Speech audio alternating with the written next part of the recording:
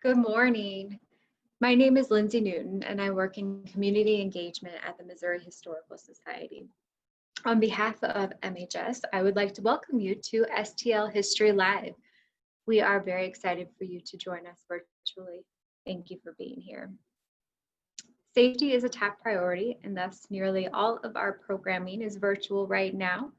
But the museum is open Wednesday through Sunday with several safety precautions in place. And we would love for you to visit if you feel safe. Advanced reservations are required to visit all Missouri Historical Society locations. Please visit mohistory.org to plan your visit and reserve free tickets. Today's program, Women and Environmental Activism, is inspired by two special exhibits at the Missouri History Museum, The Mighty Mississippi, and also the newest exhibit at the History Museum, Beyond the Ballot, St. Louis and Suffrage, presented by Wells Fargo.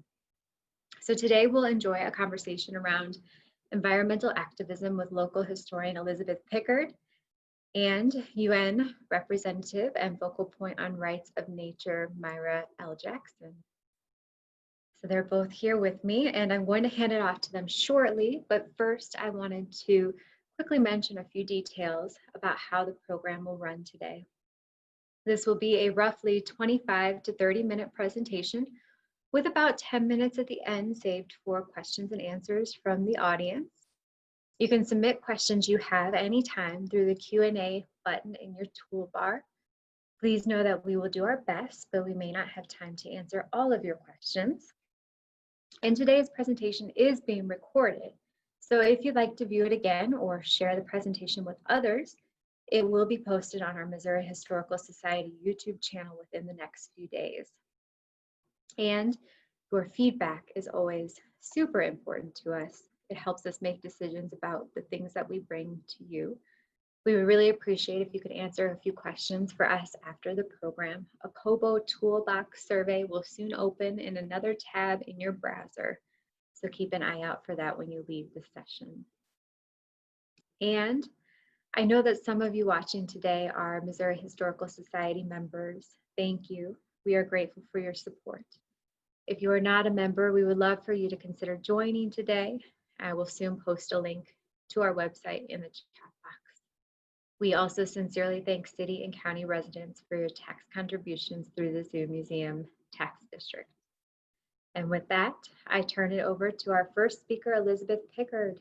Elizabeth, thank you for being here with us today. Thanks, Lindsay. Good morning, everyone. Just going to pull my presentation up here.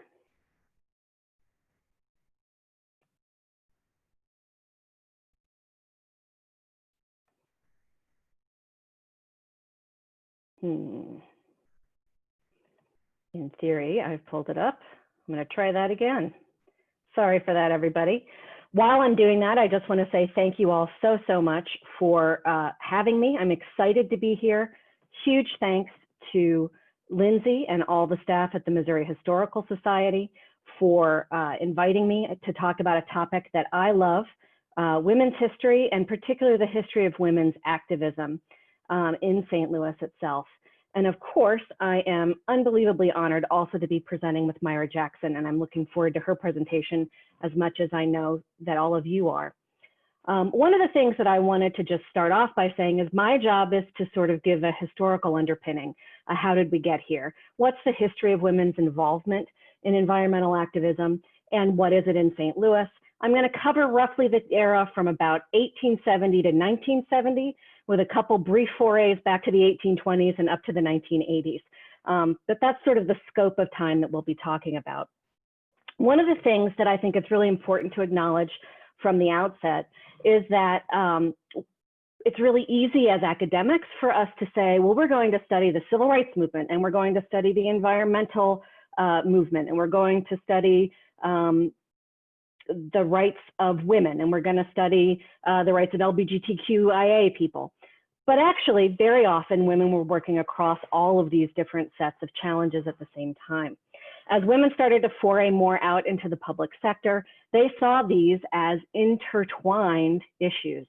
And the sort of attitude that they took and the way that they promoted themselves was as municipal housekeepers. They were responsible for the health and well-being of their families, and they saw their role, or framed their role, in the hopes that it would make it more palatable, to say, you know, we do this at home, we should have a say in how it plays out in our society. And so here's a great suffrage banner from the 1915, saying, our food, our health, our play, our schools. These are all regulated and we don't have a vote, but it affects us deeply. And of course, that's still the same argument that women are making today. Women in St. Louis were involved from the very start in efforts like smoke abatement, clean water, environmental equity, making sure that people have safe, clean places to live, no matter what their status is in society. And then later, with the advent of nuclear power and nuclear arms, they became very active in calling for regulation of nuclear waste and really calling attention to the health effects of nuclear testing on children and families and the people living in the world all over the globe. So those are the areas that I'm going to focus on today. I wanted to start with a sort of quick scan of one woman, a woman named Edna Gellhorn. You may know the name Gellhorn through Martha Gellhorn, who was married to Ernest Hemingway. Martha is Edna Gellhorn's daughter, so they are very much related. She lived from 1878 to 1970, so her almost 100-year lifetime encompasses this period that we're talking about. She first becomes active in her activist life in 1903 because the city had a real problem. We were going to host the World's Fair. One of the features of the World's Fair, if you've ever visited the History Museum and seen the beautiful murals, if you've been to Forest Park and seen the Grand Basin, was all of these unbelievably gorgeous fountains everywhere. But the quality of St. Louis's water treatment was so poor that the water would have been brown and disgusting in all of these fountains. And so there was a huge municipal effort to get clean water, and that led to St. Louis having one of the most advanced, scientifically most effective water treatment facilities in the world at the time. Edna Gellhorn was involved in that. She was a leader in the Equal Suffrage League and later in the League of Women Voters. She was the person who said, we will not segregate our League of Women Voters in St. Louis, and we will not meet anywhere where our Black members can't walk in the front door and be welcome. And then after suffrage was gained, she became active in smoke abatement activities in the 1940s. And then in the 1950s, continued working on clean water. And in 1958, she became a founding member of the Greater St. Louis Citizens Committee for Nuclear Information, working with Eleanor Roosevelt and others. And I'll talk more about the work that the Citizens Committee did a little later on in this talk. But let's start with water. As I mentioned, St. Louis had a water problem, and the majority of the labor dealing with that water was women. In the 1820s, a series of terrible cholera epidemics had already started hitting the city. The one in 1849 is very well known. Mark Twain famously said that the water in the city of St. Louis was too thick to drink and too thin to plow. That's how dirty the tap water or the well water or pump water was at the time. This red earthenware jar is part of the collection of the Missouri Historical Society. It dates from about 1850, and it's the kind of jar that was used to actually allow water to settle. So you would fill that up, the sediments would fall to the bottom, and you would skim the clean water off of the top. Jessie Benton Fremont, who grew up in St. Louis, mentioned in the 1820 cholera epidemic a sense that should be pretty familiar to us today. All were busy and all needed, for a panic had set in, and nothing is so cruel as fear. Our poor, gentle Mr. Savory died alone. Gay Madame Desiree nursed others like a hero, but was herself a victim. Our house was a diet kitchen, good soups, preparations of rice, and well-filtered and purified water. It became the occupation of the house to keep ready. So in those days, people were going to rivers, streams, wells, pulling up the water, letting it settle, hoping that the things they treated it with might treat the cholera, which it didn't generally do. A little later on, there was this concern over clean water, and so pumps were installed, and you can see this one on the other side. But that still meant 8 to 10 trips for water every single day. You can imagine walking down to the corner of your block, filling up a bucket, bringing it back, how much labor was involved in that. And this continued to be a problem into the 1950s. And in fact, still, water quality and the quality of the water going back into the river after really big storms is a problem for St. Louis and the region. Another huge challenge was air cleanliness. And you can see this image of downtown in 1939. This is Black Tuesday. The problem that St. Louis had was that the locally available coal was soft coal. It was bituminous coal, and it was unbelievably dirty. And women, again, bore the brunt of taking care of this. This smoke and soot ruined merchandise in stores, and it meant sometimes having to really redo laundry just after it had been hung out on the line because so much dirt would have fallen on it, just depending on what the atmospheric conditions were. And so women in 1910 formed a society that was determined to try to end the smoke pollution in the city. They led this effort. They had about 1,300 members. They worked for 30 years to try to get environmental measures in place to ensure that we would have cleaner air in St. Louis. And they funded studies by Washington University in St. Louis that showed literally how many pounds of soot fell in St. Louis homes every single year. It was a really huge effort. A lot of their initial legislative attempts were struck down because they were trying too hard to regulate business. But after events like this Black Tuesday in 1939, people finally agreed that something needed to be done. And that's why you'll find sometimes homes that were built in the 1930s that have a coal hole and a gas furnace.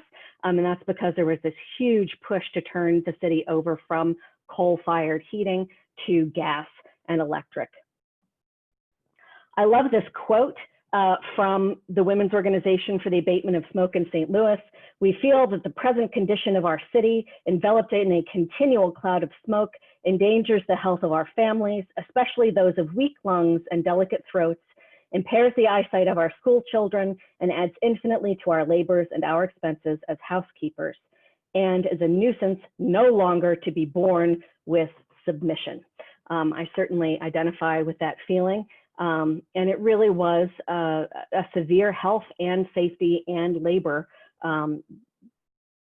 impact for women in St. Louis. So we're talking initially about really fairly big things: water that circulates everywhere, air that is just belongs to everybody. But women also, throughout the 19th and 20th and into the 21st century, worked on micro environment. Looking at living conditions, looking at health and the impact on health for children and adults living in these conditions. This woman, Charlotte Rumbold, is very well known for her work on the Parks Commission and for her labor working on the pageant and masque in St. Louis. But actually, she started out studying living conditions in downtown St. Louis. And downtown St. Louis at the time was characterized by houses that were not necessarily in great condition, no running water, again, walking to those pumps. And sometimes the pumps were right next to the outhouse. And so there was cross-contamination from the outhouses to the pumps. You can see the condition of the outhouses, and also the yards of the houses tended to just be filled with trash. There wasn't good trash collection. So she had a lot of pictures like this in her book, which is now you can get from Google Books and look at them yourself, showing the conditions of children playing in these yards. They also tended to build right up next to each other. So often light and air were problems. And Charlotte Rumbold was pushing for just minimum sizes of rooms to be considered fit for human habitation, because there were some people who were living in sheds where the roof was completely falling in. Just trying to push for some basic decency standards for any place that wanted to call itself a dwelling. And of course, as I said, that work continued through the century and continued on. This is Freddie Mae Brown. She was, again, someone who worked on poverty. She worked on race equity, but she also was behind an organization called the St. Louis Metropolitan Black Survival Committee. And it is believed to have been the only African-American environmental activist group in the country at the time of the first Earth Day. And what Ms. Brown did was collect a group of youth from the Union Sarah Neighborhood Association, and they did performances of guerrilla theater all over the city to bring awareness to things like the effects of lead poisoning, the effects of a lack of trash collection, which was still a problem in the city at the time, And she really is considered to be incredibly important in the National Earth Day movement, because she was saying, look, yes, forests are important, oceans are important, but we also need to be taking care of our cities, making sure even today in the city of St. Louis, there are heat island effects where there aren't enough trees in certain neighborhoods that actually can cause death. There are still more heat-related deaths in this country than there are deaths due to hurricanes or tornadoes. And so things like that urban heat island effect are really important to be working on. And so her focus on this also then brought those environmental concerns into the forefront in working in the work of other equity organizations.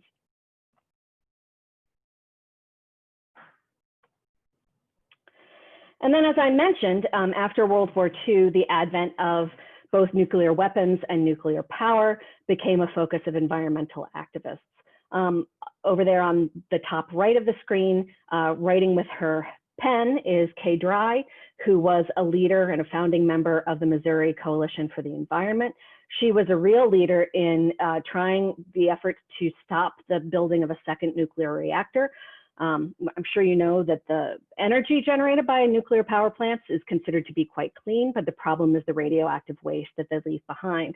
And she was unbelievably tireless in her work against that and successful in stopping the second Callaway reactor from being built. As I mentioned about Edna Gellhorn, there was also the St. Louis Committee on Nuclear Information, and they were pushing the government to share information about the effects of nuclear testing. And they started something that was a national effort called the Baby's Tooth Study. And they were collecting baby teeth starting in 1958. Dentists here in St. Louis would analyze them for levels of strontium-90. And what they found is that after Hiroshima and Nagasaki, there were 100 times the level of strontium-90 in children's teeth as there had been prior to the advent of nuclear weapons. And they could find a correlation between a rise in the level of strontium-90 and above ground nuclear testing. And this led to the 1963 partial nuclear test ban, which was negotiated by John F. Kennedy with the Soviet Union.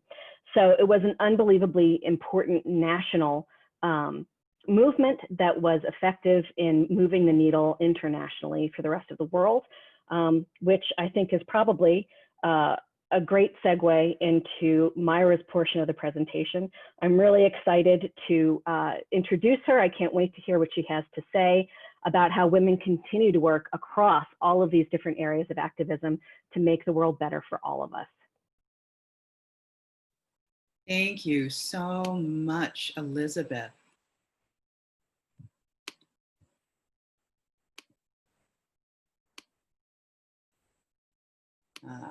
I am noticing that, I don't know if you can hear me.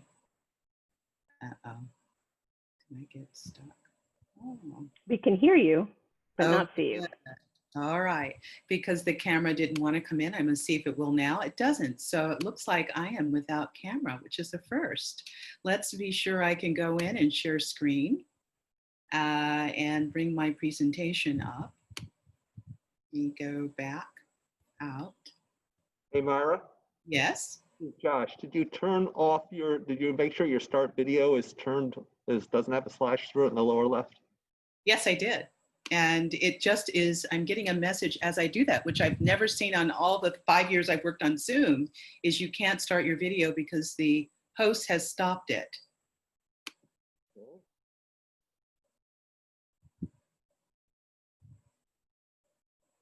That may be.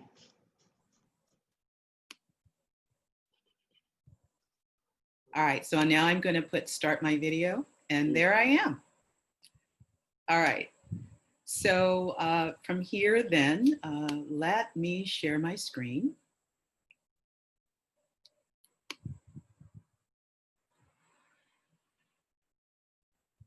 I have been thinking about the impact on me already of your presentation, Elizabeth. And you're right, what a segue.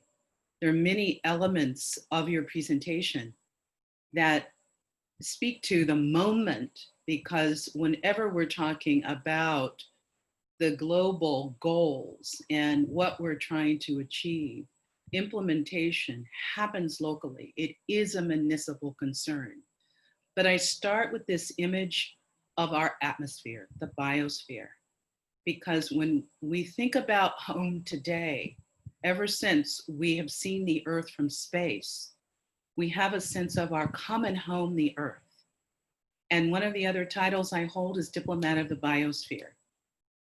And as Diplomat of the Biosphere, I listen to the biosphere and I'm paying attention to the biosphere and tracking it every day. And it is a very thin space that encompasses our watersheds, our hydraulic cycle, everything that's happening in terms of photosynthesis, everything on the land. It is our life zone. So I like to pull that in because the women you spoke of were focused on home. And now when we think of home, we have to think of our shared home. We're in a connected world, and we understand today how what we do impacts the whole. And so I worked for 3 years, volunteering, left my corporate life, left my life in electrical engineering, organizational development, to really focus on what I saw as an earth in peril.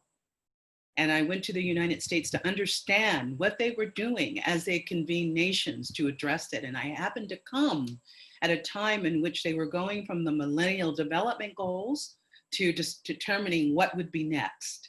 And I became a part of the Open Working Group Committee. We worked for 3 years to chisel out 17 goals that would change our world and transform it. And they go all the way from no poverty to gender equity, quality education, good health, peace and justice, life on water, land, sustainable cities and communities, climate action, you name it. There's 17 of them. The way I like to look at them is so that I can actually see the goals that are associated with the biosphere. And this is the graphic I love. But the point of why I'm bringing this up is to share a story, a personal stories along the way that illuminated the path to where we need to go rest on the empowerment of women and girls. Ambassador Chowdhury joined me as I gabbled out in a meeting and out of meeting on communicating the SDGs. It was something I organized, and as one of our last meetings on the Sustainable Development Goals, after the 192 nations adopted our work and the goals, that Ambassador Chowdhury was on the panel along with other media and other guests. And he said something that day that stuck with me. He said, in the history of the United Nations, and at this time, we're talking its 70-year anniversary, at its 75th anniversary this year, that the only investment that has ever produced the beneficial outcomes sought were the investments made in women and girls. And the same year, Christine Lagarde, who is now heads up the European Union Central Bank, but at the time in 2015 was at the IMF, started to really lay down the fact that the IMF, it was their total business to be concerned with macro critical resilience factors like income inequality, access to education, gender equality, equity, climate change. And she said something important in that context. She said, look, you can take 2 equal countries, 2 equal profiles, but if that one country over the other had women who were not being allowed to go to school or being persecuted, that is where you would see a nation descend into civil war and collapse. And that IMF was looking at all of that very closely in terms of their own metrics going forward. Fast forward to Poland. This was the end of 2018. We're in the room here in Poland at the climate change meeting of the United Nations that happens annually, except for this year. Last year, the end of last year, we were not able to meet because of COVID. The meeting on this particular moment was somber because we were aware of the climate scientist report, but it was something about hearing it in the room that day, that a hush fell on the room, a room that's usually busy with people looking at their cell phones and moving up and down and about, was still. You could feel in the room, everyone holding their breath, a recognition that there were decision makers in the room that could turn the tide on the worst news we could have ever heard that day. And at the same time, we have this very young 15-year-old Greta Thunberg with us. And we're getting to know her and she us, and delivering a very strong message. And this somberness of this moment hasn't left me. It left me with a chill. Informing our deep crisis was the data from 1.5 degree of warming to 2 degree warming be so vastly different in consequence, and not knowing how we would turn the tide on even reaching 1.5. The difference between a strained, livable world and a world driven by chaos, suffering, and conflict was the difference. And know that with COVID, we really are in a whole new level, an increase of attention on the moment. Food systems are failing. And I highlight that because of the information I'm going to share with you. But I want you to keep in mind what Elizabeth was sharing as we go through this, how long we've known how and what to pay attention to. There's no doubt there are many human movements underway. I've been tracking them and I could speak to each of them. We don't have time today, but I just want you to know many are led by women. I want you to take a close look at this list, and I'm not so sure if our images are blocking you out or your screen can see all the data or the numbers. I'll have to share those with you. Refrigeration is at the top list of things we can do to draw down carbon out of the atmosphere. This is work done by Drawdown. There's a book out there, audio book, if you're not familiar. And that runs at about 89.74 gigatons refrigeration. I want to walk through very quickly why I'm showing you this list. Land management represents 4 of the top 20. Just keep that in mind. Food systems, 8 of the top 20. When you add that together, it's 12 of the top 20.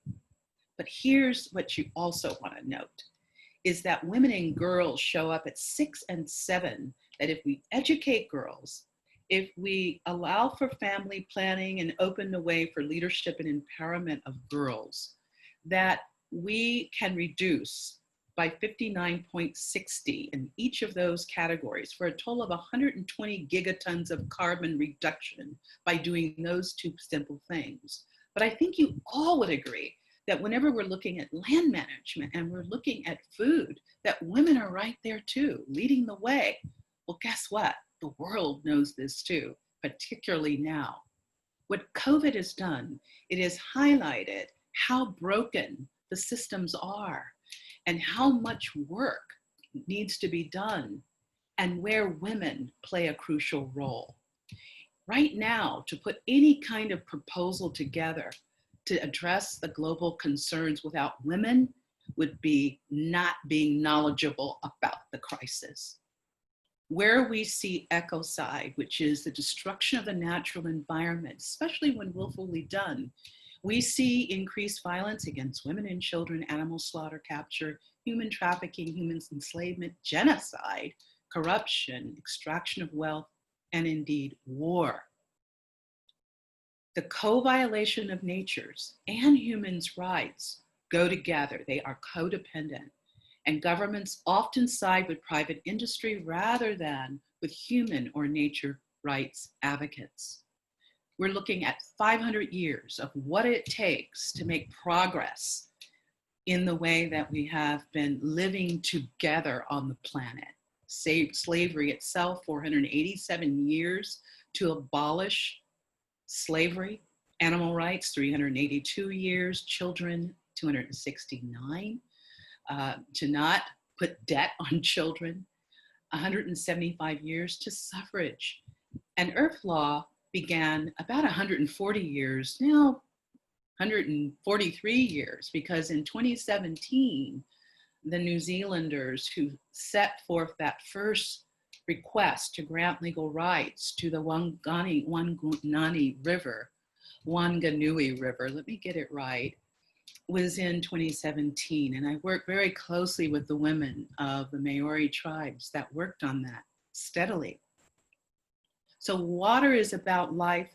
The biosphere is the core of its regenerative and power to regain and reclaim its equilibrium is through the rivers, the fresh waters of the earth. That is the most regenerative system of the earth, and no doubt has a direct correlation to water in our own bodies. So it's getting hot. And what most of these human movements are aiming for is system change altogether. So remember those numbers, remember the land management piece. If you bring together your idea of who farmers are, do you think of women? Well, women are the primary farmers around the world. They produce 60 to 70% of food. As smallholders on less than 5 acres, they carry the world's production. And if they had more support, ownership, access to finance, they could grow more. And more important, the way they grow using traditional methods allows for us to draw down carbon. Currently, our industrial way of farming is lending itself to the release of carbon and to the release of the enrichment in the soils that allows us to capture carbon. So what women are already doing around the world, we need more of, and people are paying attention.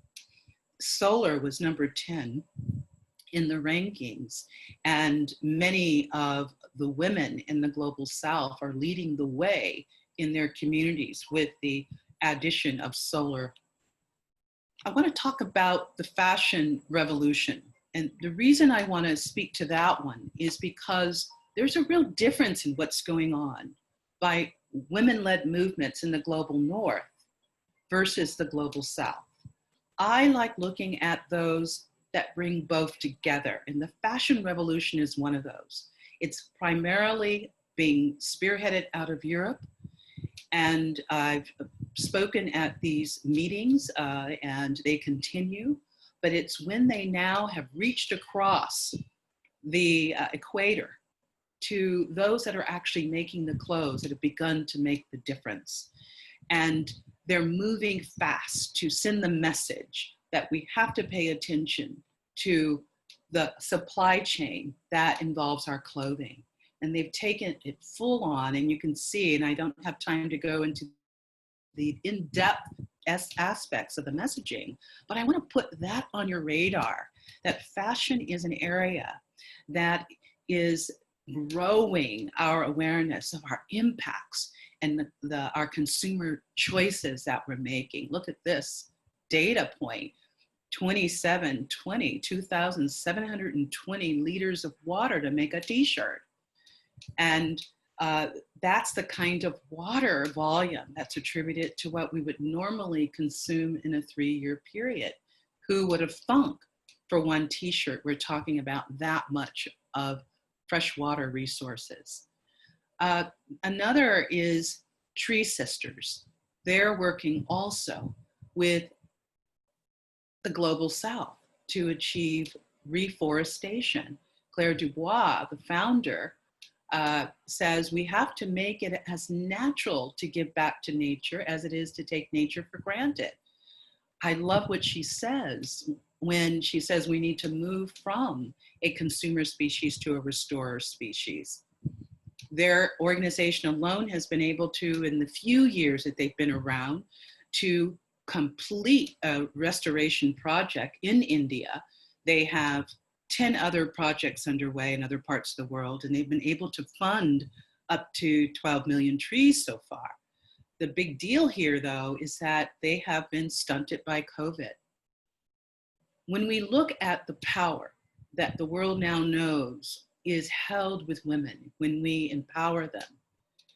I can point to one of the largest marketing firms in the world, 3,000 offices worldwide, that is looking at, through a campaign called Hold Her Gaze, women.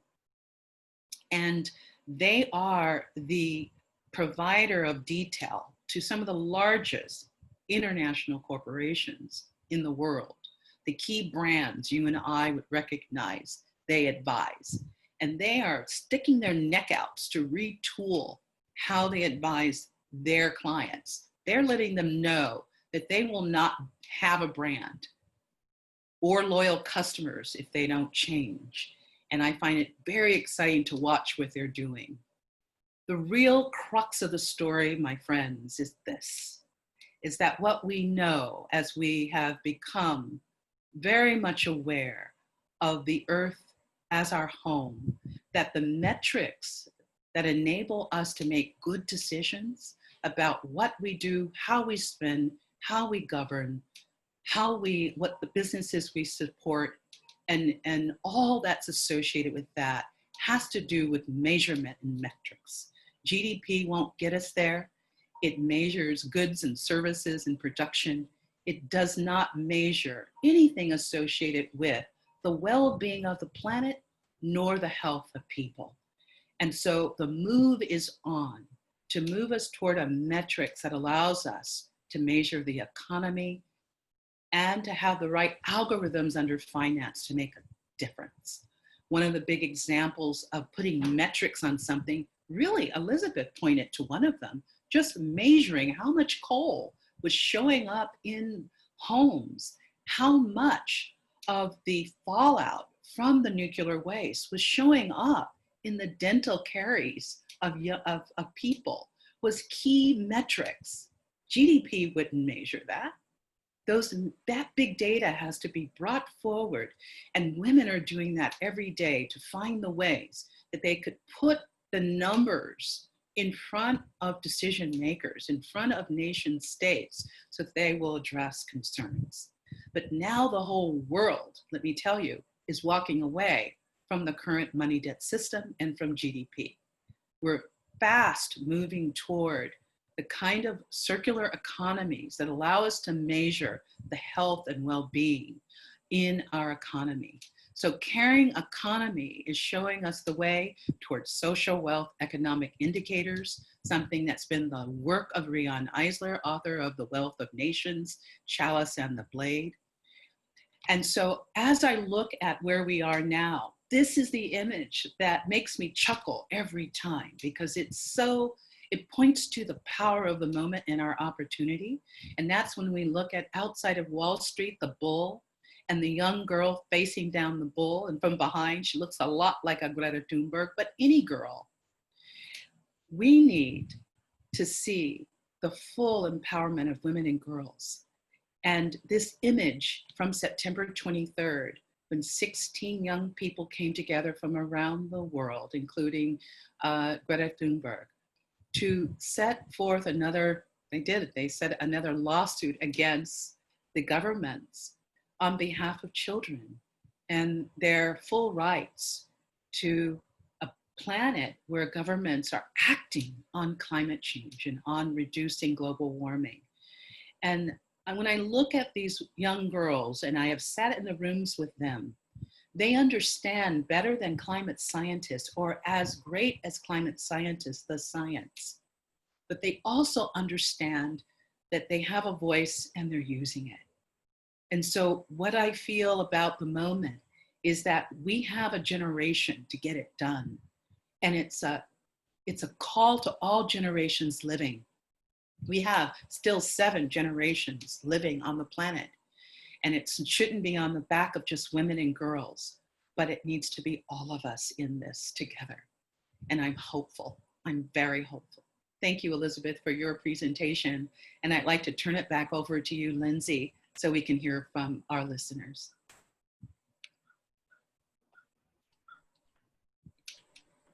Thank you, Myra, and thank you, Elizabeth. We really appreciate both of you sharing your personal research, your work, your insights. the conversation is just really rich, and so much good information was shared. I'm sure that our audience has some questions. Now is a great time, if you are watching, to type in some questions to either Myra or Elizabeth or both. Mhm. Give it just a minute here. While we are waiting, I am going to post a couple of links that I mentioned earlier. You might need to copy and paste if the links don't work, but if you'd like to hear more about how to join as a member or support Missouri Historical Society, there's a link for that, and also one to subscribe to email newsletters.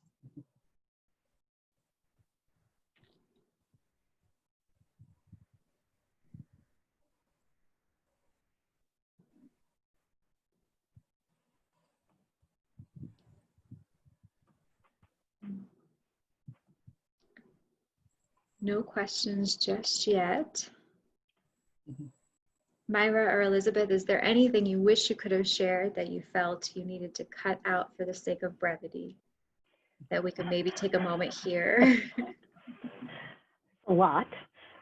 There's one thing that I just realized after I finished I forgot to say, which is the strontium 90 levels in the children's teeth also correlated with low infant birth rate, which we know is a significant risk for children, and also an increase in childhood cancers. So and part of what the women were actually pushing for was just for the government to share the information about what they already knew about these nuclear tests and the effects that they were having. So I loved what Myra said about metrics, and that you have to have the openness also to know the truth, to know what's actually going into our water, to our air, to our bodies. So that was, I know, something that after I finished, I went, oh, I didn't say that. Myra, you had so much on all of those slides. Anything? There's just so much going on. There Yeah. really is. And I feel that we would have a sense of greater hope if we could even capture it all.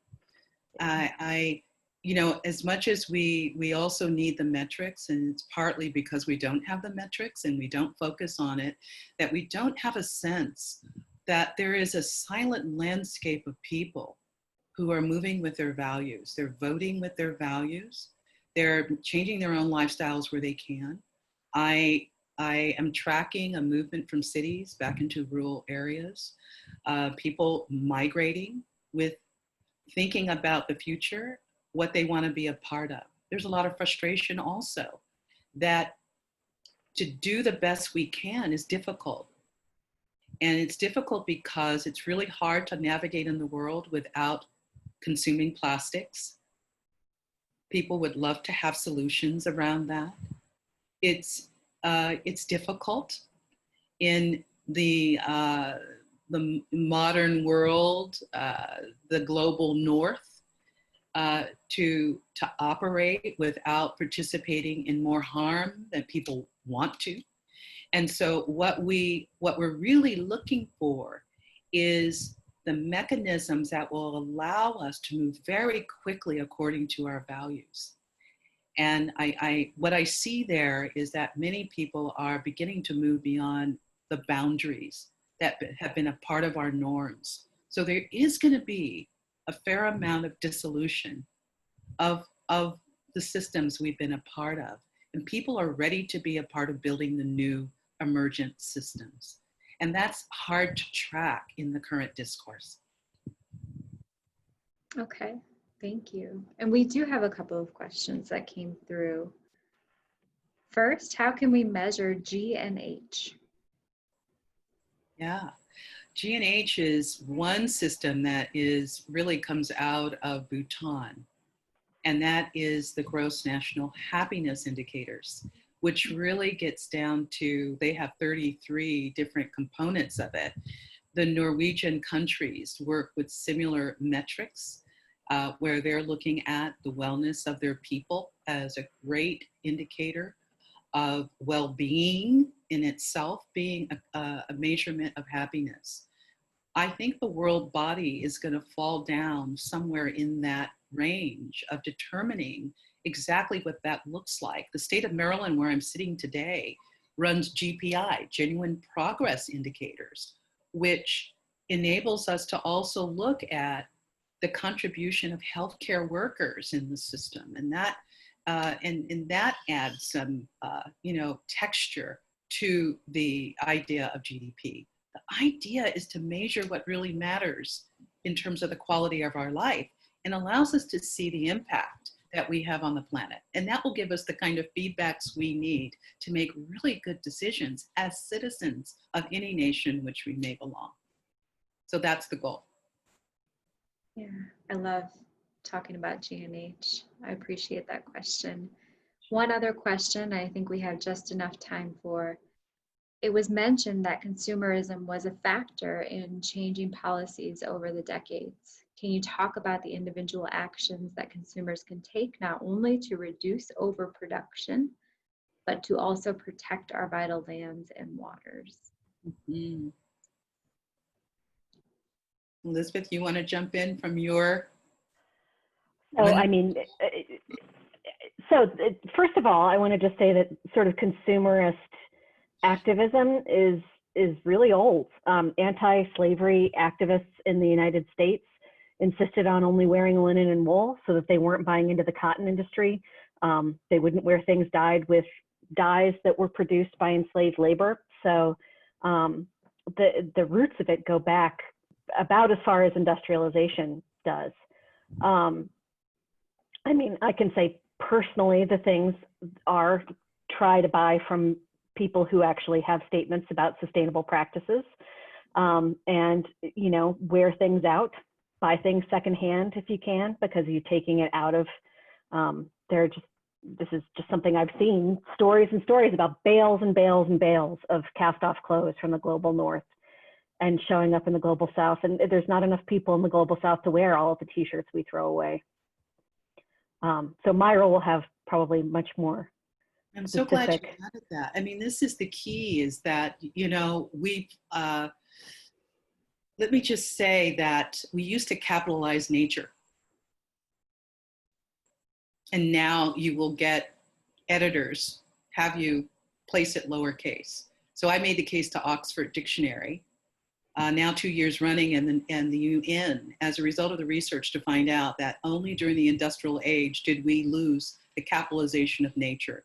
That prior to that, we had a sense of relationship to nature where we regarded it as, you know, sacred. And we have lost it. We have lost some of our sensitivity and our capacity to, you know, care for the things that are made. We've lost track of where things come from, what kind of labor goes into what we have. And that is part of what we need to recover. And we recover that by recovering a sense of relationship with nature to begin with, to know where the water comes from. I started my whole work by saying, I know it will shift and change when people can answer a very basic question: where is my watershed and how healthy is my watershed? If you can answer that question, we're making a change that's significant. And so I love your question. That's the question of the moment, to go from consumer to restorer. And Elizabeth gave you excellent, I mean, this is what the whole fashion revolution is saying. You know, have a few wonderful quality pieces, take care of them. The other thing that I want to mention, though, that you wouldn't know, is that what is happening is, whatever the new money system is and metrics is, you can bet that that money will track the supply chain from where it begins in the earth as its components to the entire delivery system. Who makes it, who touches it. What people want is, they want well-being of the earth through the entire supply chain. So when this shirt arrives on my back, that I know there's been no harm in the system. And so what's believed is that's probably where blockchain will come in. That blockchain technology will be, and look how much you consume during blockchain, so that's the issue, is the way to track everything and every good and service you receive with that idea of no harm. So while there's many things you can do You don't have all the information you need to make your highest decisions, and that's the challenge. So Thank ask for it. We have a right to know. And you know, one other question came in, so I'm going to throw it out there, and I think it's very connected to the conversation we were just having. As we move from a US national perspective to a more global perspective, how can we put those indigenous protectors in the forefront in our country and globally?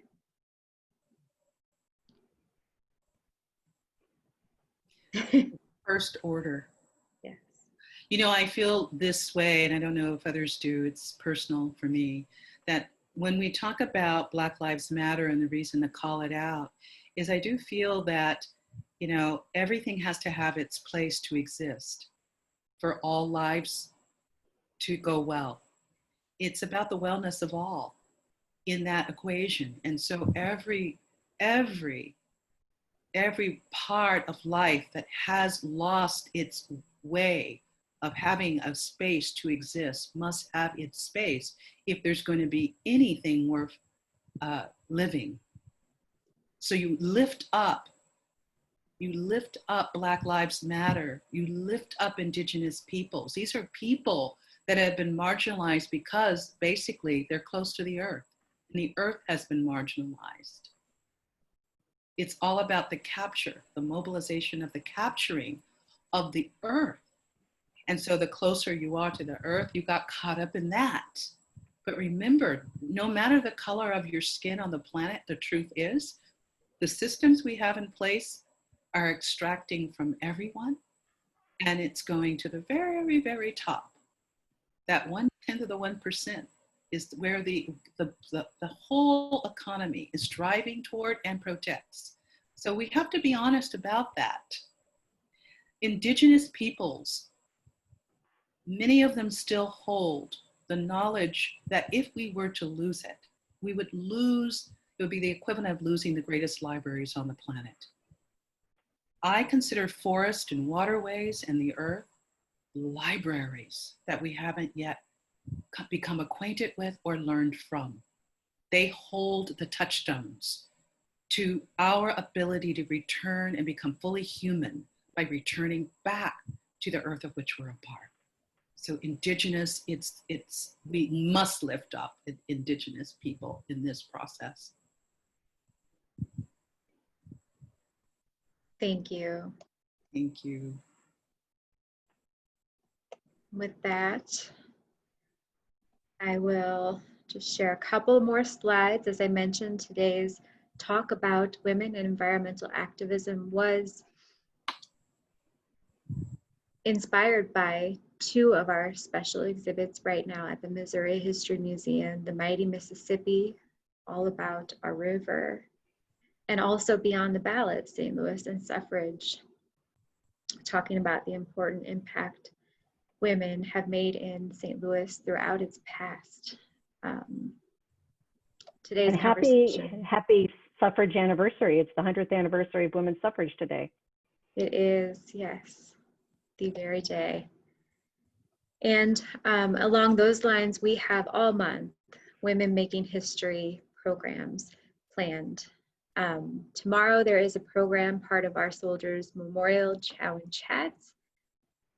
Then Thursday, a program about what are we fighting for, connecting the suffrage movement to now, what are the movements, including the Women's March. And next week, we'll be talking about the suffrage story through Bellefontaine Cemetery. So lots coming up this month. Thank you for tuning in today. Elizabeth and Myra, thank you. Thank you. And visitors, if you have a chance to fill out that survey that has popped up, the Kobo Toolbox survey, we would greatly appreciate it. See you next time, everybody.